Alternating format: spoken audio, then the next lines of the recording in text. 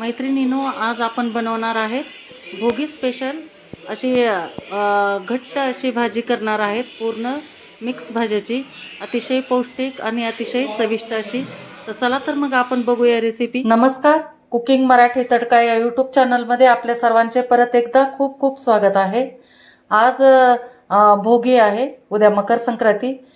तर भोगी स्पेशल आज मी मिक्स भाजी तुम्हाला करून दाखवणार आहे.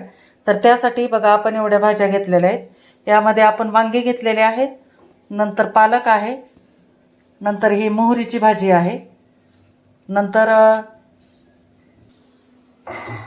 हे एक आपण हे घेतलेलं आहे, गाजर घेतलेला आहे, नंतर चुका आहे थोडासा, नंतर शेपूचे 2-4 असे ठोंब घेतलेले आहेत, करडीची भरपूर अशी भाजी घेतलेली आहे, नंतर ही मेथी आहे, बटाटा आहे एक, नंतर हे वाळूक म्हणतात, शेंदाडं किंवा वाळूक म्हणतात ते हे वाळकाचं एक आहे, नंतर भोपळा आहे, थोडासा मुळ्याचा तुकडा आहे, कोबी आहे, पत्ता कोबी, एक टोमॅटो, नंतर हे वालाची शेंग आहे आणि त्याचेच वालाचे हे आपले दाणे पण काढून घेतलेले आहेत. हे बघा, तुम्हाला दिसत असतील हे असे दाणे काढून घेतलेले आहेत.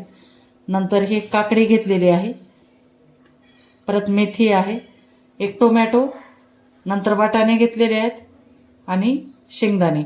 तर हे आपण, आणि हे कांद्याची पात पण आहे. तर हे आपण सर्व मिक्स भाजी करणार आहे. तर ह्या सर्व भाज्या अगोदर धुवून घेणार आहे आणि नंतर चिरून घेते. तर ह्या जे आपण सर्व भाज्या घेतल्या होत्या त्या पूर्ण अगोदर धुवून घेतलेल्या आहेत आणि नंतर चिरून घेतलेल्या आहेत. सर्व बटाट्याच्या, वांग्याच्या वगैरे फोडी करून घेतलेल्या आहेत, टोमॅटो वगैरे चिरून घेतलेले आहेत. तर आपण थोडेसे तीळ पण घेतलेले आहेत आणि शेंगदाणे पण घेतलेले आहेत. तर आपण आता भाजी बनवायला सुरुवात करू. तर मसाल्यामध्ये आपण काळं तिखट, थोडंसं काश्मीरी लाल मिरची पावडर, हळद, धने जिरे पावडर आणि थोडासा गरम मसाला, एवढं साहित्य आपण घेतलेलं आहे. तर एवढ्या साहित्यामध्ये आपली भाजी अतिशय चविष्ट अशी होणार आहे. आणि आपण जे शेंगदाणे घेतलं होतं त्याचं पण असं जाडसर असं कूट करून घेतलेलं आहे आपण. बघा, तुम्ही बघू शकता. तर चला मग आता बनवायला सुरुवात करू. थोडंसं आल्या लसणाची पेस्ट पण घ्यायची आहे, किंचित उगी चवीपुरती घेतलेली आहे. तर आपण कढई ठेवायची आता गरम करायला. कढई छान गरम झाल्यानंतर आपण याच्यामध्ये 2 चमचे तेल टाकून घेणार आहेत. एकदम कढई गरम झाल्यानंतर, तर तेल गरम झाल्यानंतर आपण याच्यामध्ये जिरे आणि मोहरी टाकायची आहे. जिरे मोहरी छान एकदम असं तडतडू द्यायची आहे, एकदम अशी फुलली पाहिजे.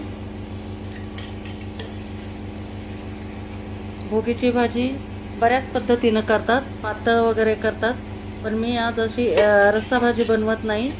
तर अशी सुक्कीच आहे, पण अशी जरा ओलसर भाजी बनवणार आहे. तर अशा पद्धतीची भाजी अतिशय चविष्ट आणि अतिशय पौष्टिक अशी असते. आणि आपण याच्यामध्ये जास्त मसाल्यांचा पण वापर करणार नाही.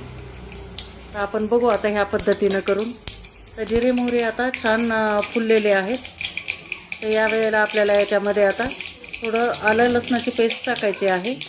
सर्वात अगोदर तेलामध्ये आलं लसणाची पेस्ट चांगला एकदम त्याचा खमंग असा सुगंध सुटला की मग नंतर आपण त्याच्यामध्ये वाटण करून घेतलेलं आहे ते वाटण पण टाकणार आहे.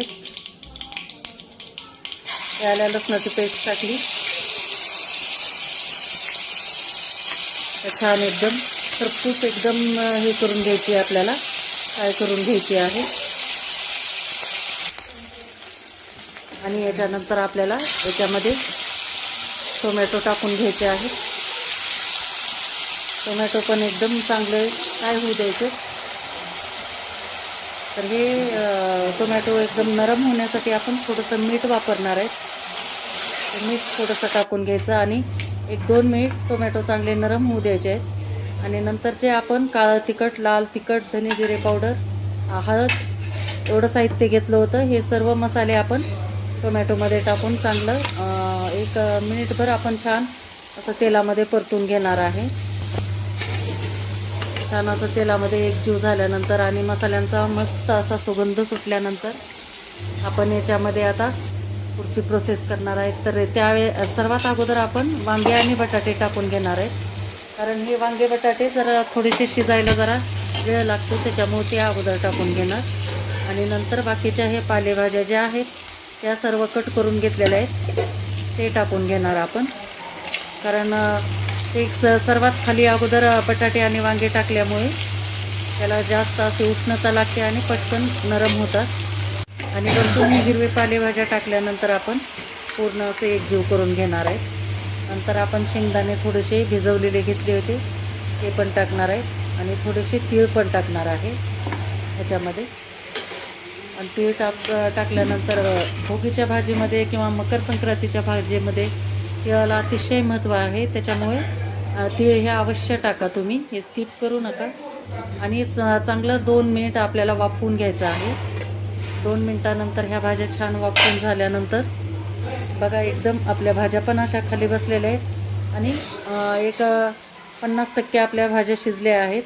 त्यावेळेला आपल्याला हे शेंगदाण्याचं कूट जे आहे जाडसर वाटून घेतलेलं ते आपण याच्यामध्ये टाकणार आहे आणि छान मिक्स करून घ्यायचं आहे एकजीव एकदम. या अशा पद्धतीने एकदम छान एकदम परतून घेतल्यानंतर बघा आत्ताच सुकी भाजी किती छान दिसते, पण आपल्याला आणखी याला थोडंसं शिजवायचं आहे. तर आता थोडंसं चवीनुसार मीठ टाकायचं आहे, त्याच्यामुळे थोडंसं मीठ टाकलेलं आहे.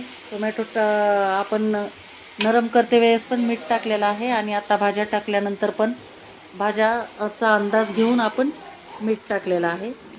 आणि एकदम अर्धा ग्लास आपल्याला याच्यामध्ये गरम पाणी सोडून द्यायचं आहे आणि छान मिक्स करून परत नंतर आपल्याला ह्या भाज्या 5 मिनिट छान असं वाफवून घ्यायच्यात, शिजवून घ्यायच्या आहेत, कारण आपल्याला रस्सा करायचा नाही, त्याच्यामुळे अंगापुरतंच पाणी याच्यामध्ये टाकायचं आणि याला झाकून ठेवायचं 5 मिनिट एकदम मंद आचेवर. 5 मिनिटानंतर आपली भाजी एकदम बघा किती छान असं कलर पण चेंज झालेला आहे आणि भाजी पण तयार झालेली आहे. तर आपली ही भोगीची भाजी तयार झालेली आहे. बऱ्याच पद्धतीनं तुम्ही भाज्या करून बघितल्या असतील, पण मैत्रिणींनो ह्या पद्धतीने तुम्ही अशी भाजी करून बघा. टेस्टी तर लागतेच, शिवाय चविष्टही असते आणि पौष्टिक तर भरपूर असते. आणि सर्व प्रकारच्या भाज्या याच्यात असल्यामुळे सर्वांना पूर्ण म्हणजे ह्या भाज्या खाल्ल्या जातात, सर्व पोटात जातात. तर मैत्रिणींनो कशी वाटली तुम्हाला माझी ही भोगीच्या भाजीची रेसिपी नक्की मला कमेंट करून सांगा. आणि व्हिडिओ जर आवडला असेल तर लाईक करा, शेअर करा आणि चॅनलला नवीन असाल तर सबस्क्राईब करा. बरेच माझे असे व्ह्यूवर्स आहेत जे बघतात व्हिडिओ पण सबस्क्राईब करत नाहीत, तर पैसे लागत नाहीत, प्लीज सबस्क्राईब करा. थँक्यू.